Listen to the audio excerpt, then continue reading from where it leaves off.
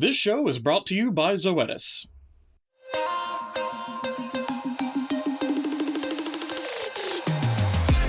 You're listening to Vet Candy.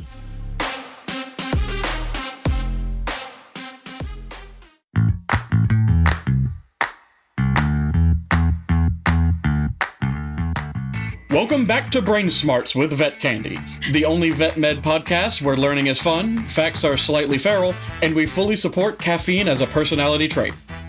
I'm Caitlin Palmer, veterinary receptionist, the desk wench on TikTok, and the person most likely to be trapped under a box of dental charts from 2004. And I'm Clay Palmer, married to vet med, emotionally and literally, and still waiting for someone to explain why every clinic printer has the soul of a raccoon. Today's episode is all about vet tech leadership. Well, folks, we're going to take a break, and we'll be right back after these brief messages.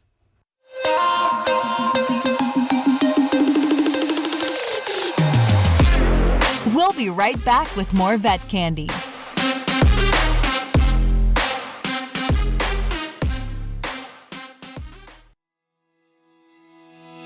Every cat's visit to your clinic is an opportunity to spot the subtle signs of osteoarthritis pain. When you diagnose OA pain, be confident in recommending Solensia, frunevetmab injection. Monthly Solensia controls the pain of OA in cats, helping to improve their mobility, comfort, and well-being. Turn one-time visits into lasting partnerships. Visit SolensiaVetTeam.com to learn more. For use in cats only. Women who are pregnant, trying to conceive, or breastfeeding should take extreme care to avoid self-injection. Hypersensitivity reactions, including anaphylaxis, could potentially occur with self-injection. Solensia should not be used in breeding, pregnant, or lactating cats. See full prescribing information at SolensiaPI.com. How to survive, thrive, and maybe even start a meeting without someone asking where the fecal tubes went. And who better to help us lead that charge than today's guest? She's a speaker, coach, and all-around tech boss who's been turning just a tech into absolutely the glue holding this place together for years now. She's smart, she's fierce, and she's 90% sure her leadership tips are more effective than the clinic's actual HR policy. Suzanne Thomas, welcome to the show. We are so excited you're here. For our listeners who don't know you yet, can you tell us a little about your background and how you became the go-to guru for vet tech leadership? Sure can. So that was a wonderful intro. Thank you guys so much. You're welcome. We wrote it ourselves. We didn't. What? So I've been in vet med for about 16-ish years. I started off as a veterinary assistant overnight doing, you know what veterinary assistants do, picking up poop. And that's it. I think we all started there, and you should start there. Yeah, for sure. Yeah. And so I paid my dues, and I actually worked in emergency, and then after I finished school, wound up working in oncology pretty much right outside of school. And I worked in oncology for about 6 years. And then I transferred into a leadership role. So I actually was overseeing hospitals. I was a manager in 2 different hospitals, first one, and then very quickly a second hospital. And now I am a field leader. So I'm overseeing 12 hospitals in the New York, New Jersey, Pennsylvania kind of area at the moment. So that's a very shortened version of who I am and what I'm doing. But I really thrive on people leadership. So I love helping managers, technicians, anybody who is looking to lead teams. I really thrive on helping them move from just the management task stuff to the leadership stuff, because I think that that's something that really is important in what we do. It is. It truly is. I always wonder, there has to be like a fine line between being a leader and just being bossy, right? Yeah, 100%. I think I hate when people call me boss, because I'm not bossy at all. Uh-huh. I very much, the way I present to you right now is the way that I present in my clinics, and the way that I present when I was a tech leader leading my oncology team to when I was a hospital manager to even now leading larger teams, right? I'm still me. I'm still the person that's rolling on the floor with the pit bulls, right? It's just love it. It's just who you are. It's just who I am. And I try to lead by example and tell the managers and the tech supervisors and everyone that I interact with, like, you don't have to be this stuffy person in a suit. Still be who you are. You don't have to be bossy to lead your team. We empower our teams. We lead them to what our goals are. We don't tell them what to do. I say oncology, that's got to be, 6 years of that had to be mentally and emotionally draining, I would think. It's actually more amazing than you could imagine. I think that a lot of people, even going into it, I started as in my externship, and I thought that it was going to be really sad. And I was like, oh my God, how am I going to do this? Right. I was in emergency and it was really exciting. And I was like, oh my God, this is going to be terrible because of going from really exciting and emergency to like sadness. And I walked in and immediately there's just this relationship building that happens with the clients and the patients. And it's so hard to explain if you're not in it, but you see these patients week after week after week. And you watch them and they come in and they come in sick, but then they start getting better and you build a relationship with their family. And even when they start to not feel well, you like work with the family to make them feel better. And even when they don't feel better, you have that expectation, you know that they're not going to all make it, but you are with them through it. And it sounds really butterfly and rainbows and stuff, but it's a beautiful journey and it's not always beautiful, but it really is one of those things. The doctor that I worked with, her thing is live longer and live well. And so she really focused on doing everything she could do to make sure that those pets were living their best life in the time that they had. Because we knew, obviously, we don't go into vet med to cure cancer. We go into veterinary oncology to just make them live as long as we can. And so again, you're setting that expectation. And I think knowing that going into it was really helpful for me. So it wasn't as sad as I think that people assume. Sure, there were those patients that, left offprints on my heart, but it almost made it more meaningful and impactful. And it was hard to leave oncology. Oncology has my heart. If I went back to being clinical, I would go back to oncology in a heartbeat. That's wonderful. That's such a comfort, too. Like, I feel like if our pets needed an oncologist, I'd be like, I want to go there. She seems all the way to New Jersey. Let's go to New Jersey. Well, she works in New York, but even better. Yeah. So you can go to New York for her. I don't work with her. I say still quite a drive for us on the Gulf Coast. Yeah. We'll need to make our appointment a few days in advance. She's part-time, so you might need to make it a few months in advance, but that's okay, Well, this is ridiculous. I need to talk to somebody about that. You're a manager, right? I am, but I may also know her and might have the hookup. So, we can talk. If you ever need it, right? Like, hopefully that doesn't happen. So you gotta watch out. She does target managers. I do. The Karen in me comes out. Yeah, at least when she's wearing the Karen wig. I hear you. Karen's hung up in the bathroom now. She's okay. I'm actually not a very good client, but I'm a great manager. Really? Client. Yeah, 100%. Yeah, I feel bad for the Verizon representative. I've gotten to where for my boss, I'm just like, we're good, but thank you for calling. And they're like, I can handle a client all day long from our end, right? But to be the client, no, you don't want me as your client. I'm terrible. No. I'm a New Yorker. I can't help it. It's just immediately it's in your blood. I know. I just can't help it. You can't help it. All right. Let's start our quiz segment. You poke us, you lose it. Question 1. Suzanne, we read this new study on emergency ultrasound training for vets, and the results were impressive. But let's see if you were paying attention, or at least are good at guessing. After taking a hybrid POCUS course, veterinary ER doctors improved in what way? A. They could now identify nearly 14 anatomical structures in 6 minutes. B. They stopped calling the spleen that gray bean thing near the stomach. Or C. They learned how to say point-of-care ultrasound without sounding like a TED Talk. I'm going to go with C.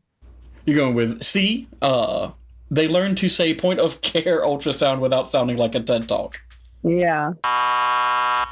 The correct answer was actually A.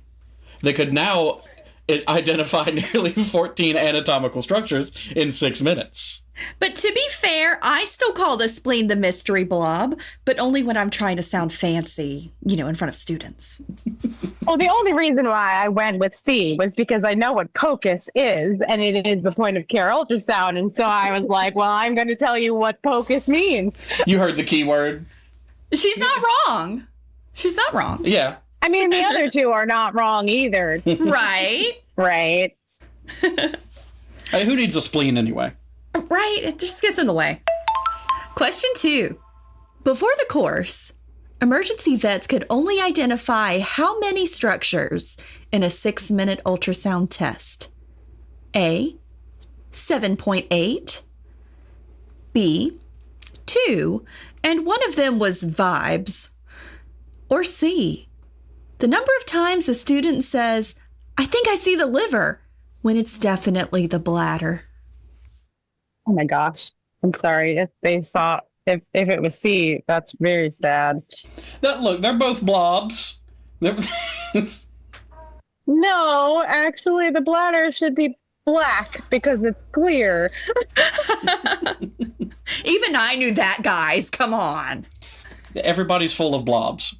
It's true. We're gonna go with C because I'm liking the C letter. The liver when it's the bladder?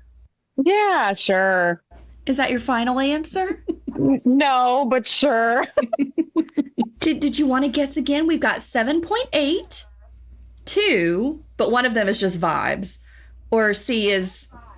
You know what? I'm going to go with vibes. We're going to go with B, just for fun.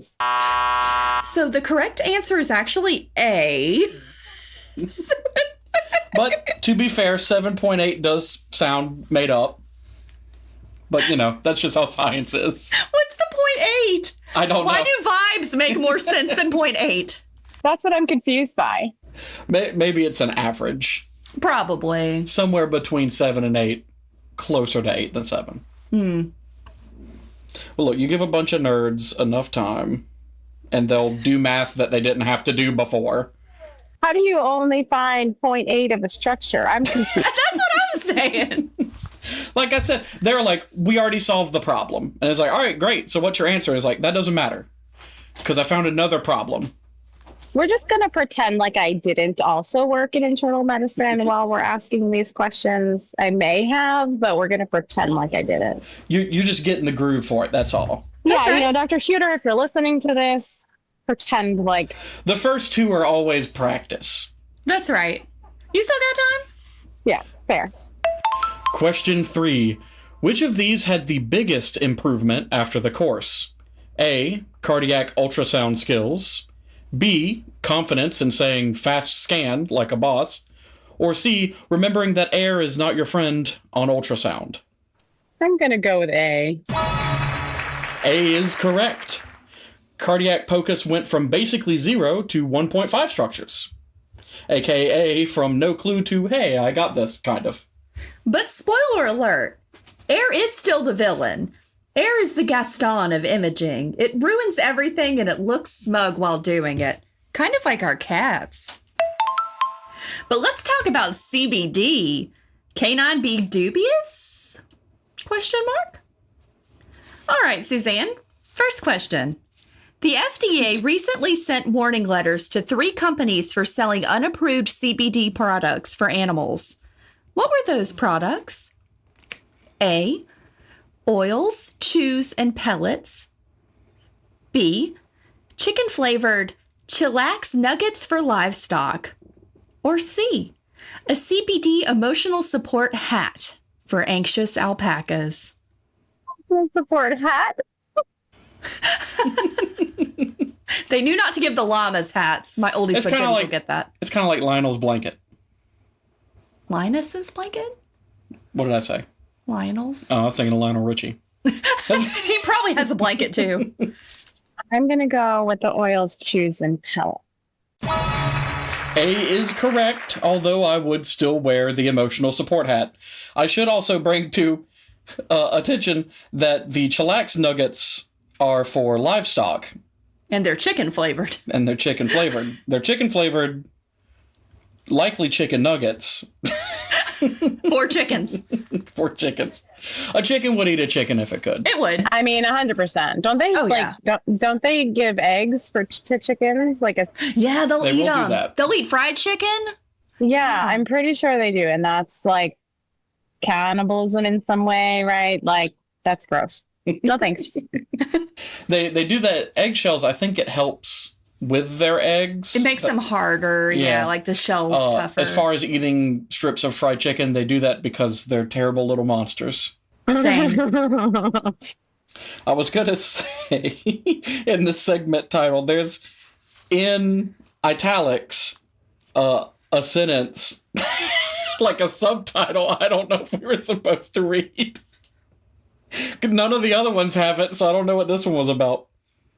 Oh, I think that was just... It is actually specifically about not reading the fine print, which is funny because we didn't read this fine print. But we talked about it. We did talk about it. Extensively. And that's all they're getting from me. Question 2. The FDA's biggest concern with CBD in livestock is what? A. Lack of data on residues in food products like milk and meat. B. That cows might develop podcasts, unlike a Joe Rogan. And C. That chickens might finally discover inner peace and unionize. Oh, I mean, this one's a really tough one. I'm really leaning towards C, but I think I'm going to go with A. A is correct. CBD residues in eggs and milk could make their way into your morning omelet. But let's all just take a minute, okay? And imagine a cow chewing cud and recording a meditation podcast. Inhale, exhale, ruminate, chew. And that's me as a cow. You know those fears that you develop when you hear about them and not a moment sooner? Mm-hmm. Like, you're like, oh, I never thought of that. I'm terrified of it now. Thinking about chickens actually, like, banding together. Oh, that would be horrific. Yeah. Question 3. Why did the FDA say that these CBD companies violated the law? A, for making health claims without approval. That's a big no-no. B, for treating Instagram like it's the Journal of Veterinary Internal Medicine. Or C, forgetting that natural doesn't mean legal. Well, I mean, Instagram has really become, the thing these days. But I'm gonna lean towards A. A is correct. If social media claims counted as evidence, my dog would be a certified Reiki healer by now, as well as I would. But health claims on pet CBD products need approval. Magically melts away anxiety, doesn't cut it, even if it comes with a cute label. All right, let's go into some gene-edited, or should we say, moodified. I'm assuming this is about dairy. Yeah, if I had to guess, I'd get onto you for the terrible pun, but I know you didn't write it. Question 1. Second-year vet student Hannah Meyer is using CRISPR gene editing to help cattle fight off one of their biggest health threats. What disease is she targeting? A. Bovine respiratory disease. B. Mood swings caused by high hoof traffic. Or C. Chronic hay fever due to bad pasture drama. Due to bad pasture drama.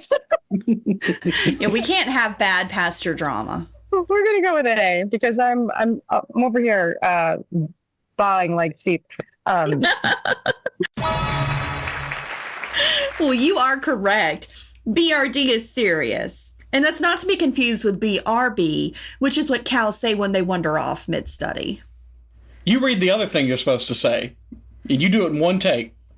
Manihemia hemolytica is no joke. It's like the mean girl of bovine lungs. I don't know enough to tell you if you're wrong or not. I don't either. Because my clinic doesn't treat cows. I don't either, because the last time I saw a cow in person was during tech school 15 years ago. This is just a collection of letters. It is not meant to be said by the mortal tongue. I think we just summoned something. Question 2. What exciting milestone could come from Meyer's research if everything goes according to plan? A. Calves could be born with disease-resistant genomes. B. Cows might finally unlock telepathy and demand better barn conditions. Or C. A dairy-free cow capable of producing oat milk from pure ambition. Wow, oat milk sounds lovely from a dairy-free cow, but I'm going to go with A. That would make those Starbucks goers real happy, but I'm going to go with A. It would be so much easier if we could just get our oat milk directly from the cow as nature intended. You know how hard it is to milk an oat? That's what I teach my kids. You know, brown milk comes from brown cows. Oat milk comes from oat That's what cows. I was raised to believe. How long was it before...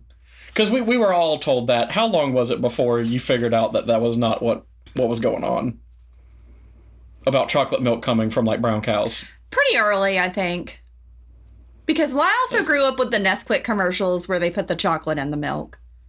I assumed that was fake milk. Probably was. Almost. I was very convinced that chocolate milk came from specific cows made to make chocolate milk. I'm pretty sure I'm going to have questions after this because my kids are in the room and they're going to be like, wait, what? Let's move on to our next segment. Words are hard. Oh, this is going to be an interesting segment. This little piggy bought fentanyl. Question number 1.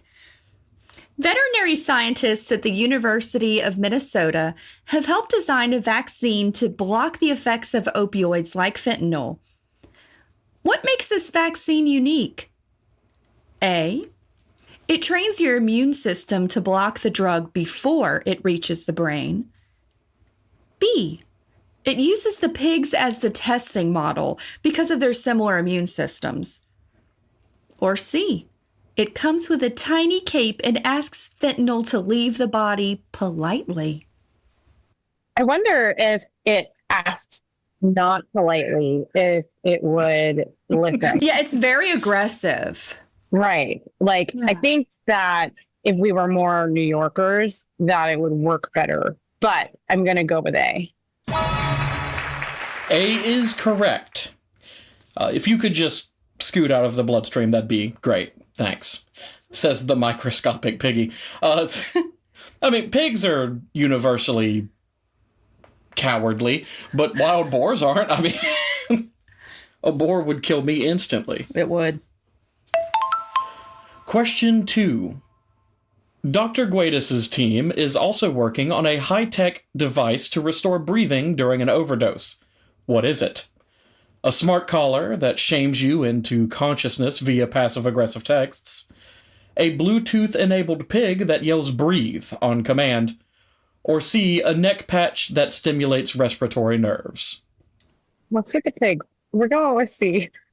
These are all pig-based questions here.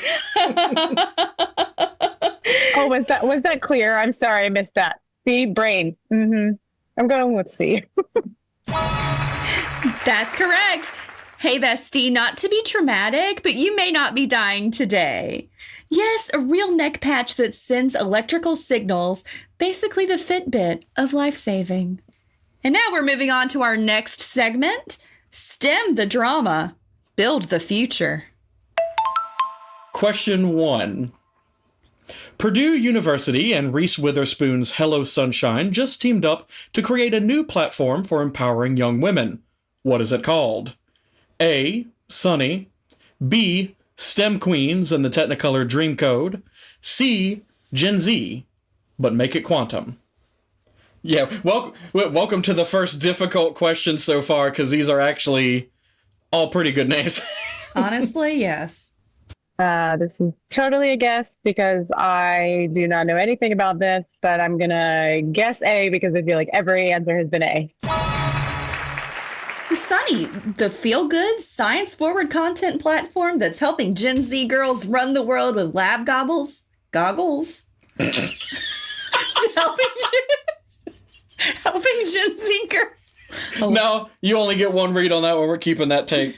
Gobbles and leadership. Goggles? Honestly, they're all good options, but only one of them sounds like a skincare line and a startup pitch.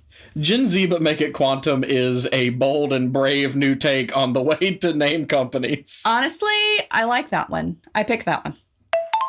Question number 2. The Sunny platform is all about giving girls what they need to succeed in science and leadership. Which of the following is not part of the plan? A. Relatable storytelling and in-person events. B. A STEM career playbook aligned with Gen Z values. Or C. A free emotional support alpaca named Reese. These are, of course, which one of these is not part of the plan? Right. Well, I think that the emotional support alpaca would be really cool, but I don't think that's going to be part of it. I'm going to go with C. This is the second mention of an alpaca this episode, so I think our writer was on something. I think I need an emotional support alpaca.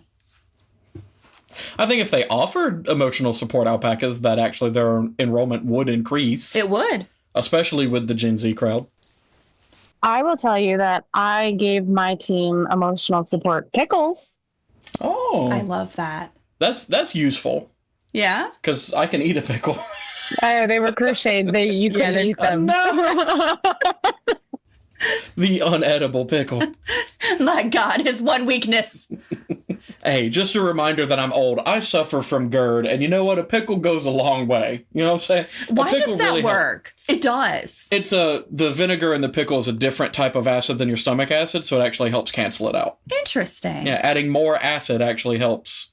Science. So, Please say science again. Science. Everyone says drink milk, but it's not good. The milk curdles and actually makes it worse. That's disgusting. Yeah, well, that's what happens to milk when it goes in your body. I guess so. You know what happens after? It turns into poo. So, Nuh-uh. But not oat milk from oat cows. Right. does it not turn into poo? What happens to it? No, I meant the curdling part. Oh, okay, all right. That's fair. It does still turn into poo. It does still turn into poo. Healthier poo. As all things do. True. How can you be serious in vet med when literally a profound percentage of our jobs and conversations revolve around excrement? Truly. That's like the go-to is like, man, I don't know what's wrong with this thing. Get it to take a dump in this dish and let's look at it. Yeah. And it's like, And that guy wasn't even the doctor. Yeah, he was just some bum that walked in. He's like, yes, excellent consistency. This is wonderful poo. One time, a doctor I worked with, they had the fecal scoring chart, and it was like supposed to be an educational tool for us in the back, but she hung it up in the bathroom, and it was so fun, like in the employee bathroom, and it was so funny, and the boss would not believe that I didn't do it.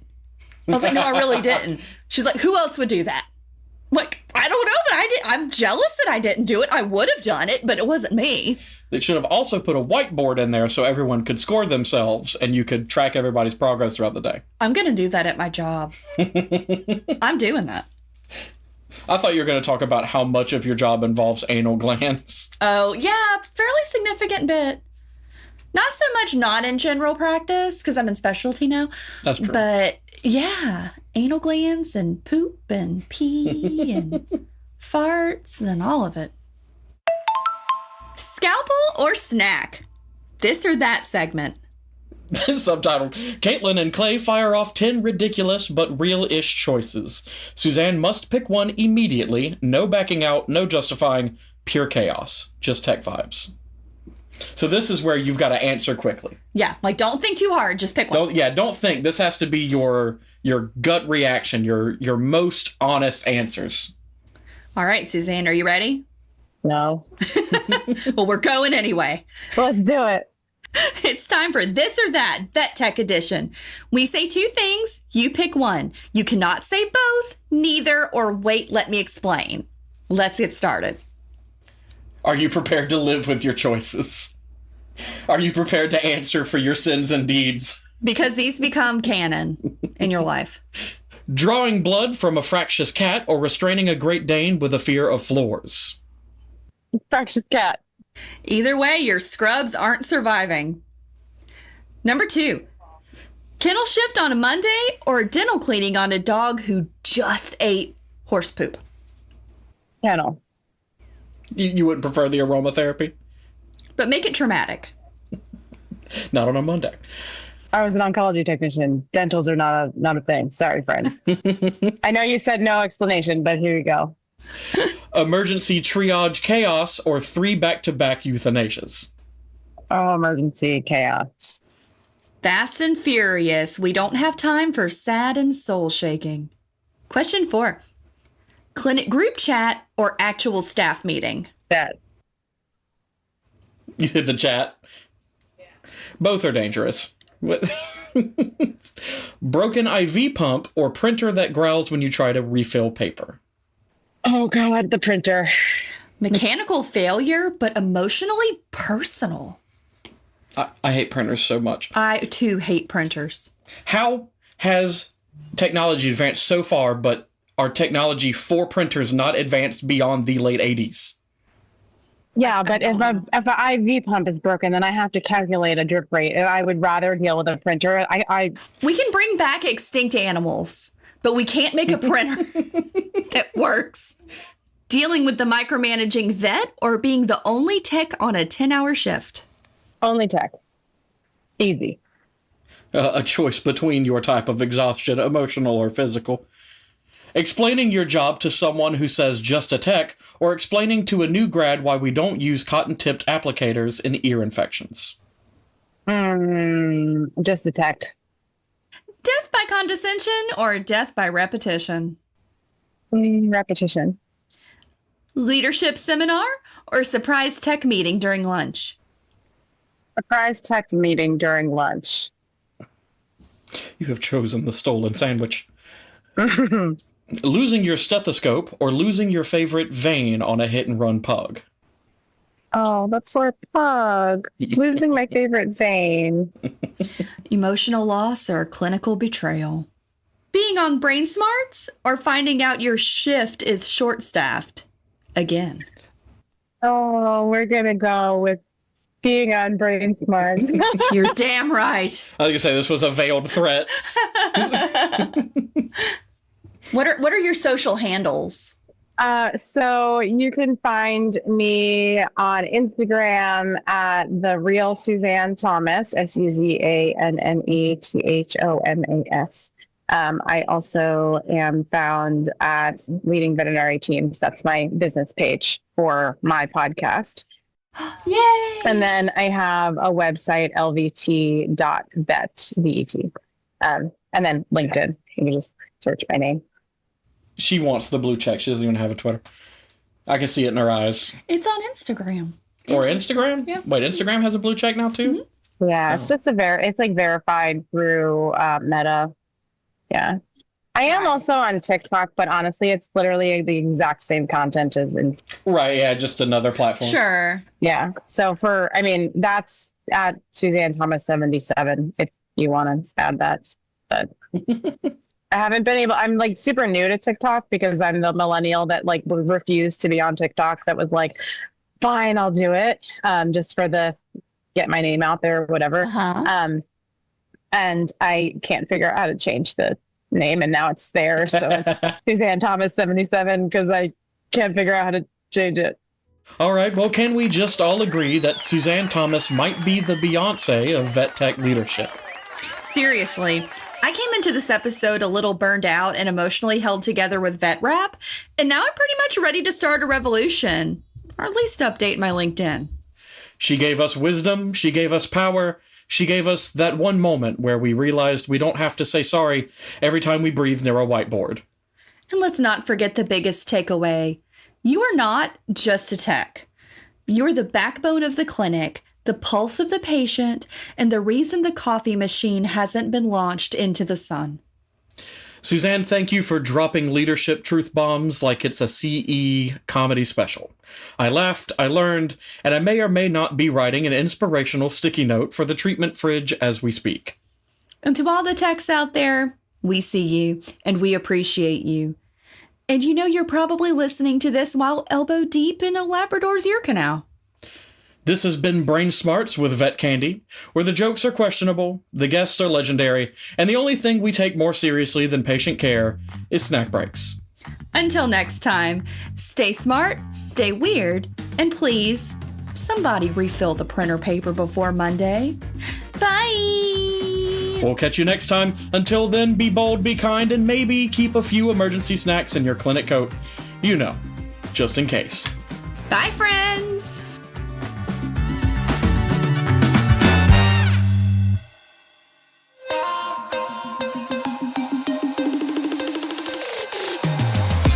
It's Vet Candy. Vet Candy. Vet Candy. It's Vet Candy Radio.